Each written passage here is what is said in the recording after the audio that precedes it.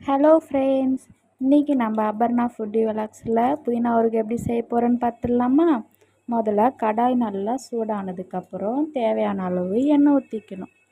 எண்ணெய் நல்லா சூடான உடனே இந்த மாதிரி ஒரு 15 இல்லைனா 30 பூண்டு கிட்ட நல்லா உரித்து இந்த மாதிரி எண்ணெயில் போட்டு நல்லா பொன்னிறமாக வறுத்து எடுத்துக்கணும். அது நல்லா இந்த மாதிரி ஒரு மாதிரியாக ரெட்டிஷாக ஆகிற அளவுக்கு நல்லா வறுத்து எடுத்துக்கணும். அதுக்கப்புறம் இந்த மாதிரி நல்லா வறுத்ததுக்கப்புறம் தேவையான அளவுக்கு பச்சை மிளகா எடுத்துக்கணும். பச்சை மிளகா குழந்தைக்கெலாம் நீங்கள் கொடுக்குறீங்க அப்படின்னா பச்சை மிளகா வந்து 2-3 கம்மி பண்ணிக்கலாம். அப்புறம் தேவையான அளவு இஞ்சி சேர்த்துக்கணும். இஞ்சி சேர்த்து இந்த மாதிரி நல்லா கிளறி விட்டுக்கோங்க. நல்லா பொரிஞ்சு வந்தோடனே அப்புறம் 2 கட்டு நான் புதினா கட்டு ஏற்கனவே ஆஞ்சி இந்த மாதிரி அலசி வச்சுருக்கேன். அதை வந்து எடுத்து நல்லா இந்த மாதிரி வானலில் கொஞ்சம் சிம்மிலே வச்சு லோ ஃப்ளேம்லேயே வச்சு நல்லா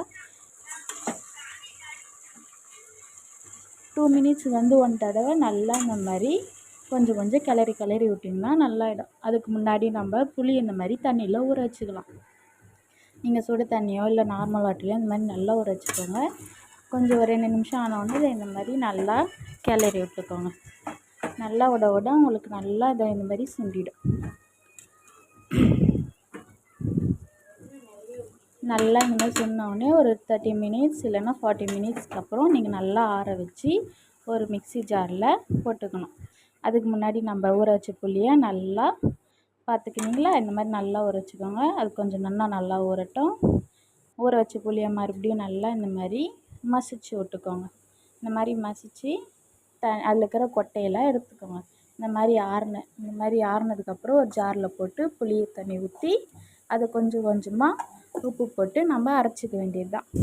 இது வந்து பார்த்திங்கன்னா ஏன் இந்த மாதிரி புளி இந்த மாதிரி கரைச்சி நம்ம ஊற்றுறோன்னா, அது வந்து இந்த கிராமத்து சைடில் அந்த மாதிரிலாம் செய்யும் போது இன்னும் கொஞ்சம் நல்லா வாசனையாக இருக்கும். அவ்வளோதாங்க, அரைச்சாச்சு. மறுபடியும் அதே கடாயில் சூடான உடனே தேவையான அளவு எண்ணெய் ஊற்றிக்கோங்க. எண்ணெய் ஊற்றிட்டு நல்லா எண்ணெய் காஞ்ச உடனே தேவையான அளவு கொஞ்சமாக கடுகு, கருவேப்பிலை போட்டு நல்லா கொஞ்சம் இதுவான உடனே நம்ம அரைச்சி வச்ச அந்த புதினாவை எடுத்து போட வேண்டியதுதான்.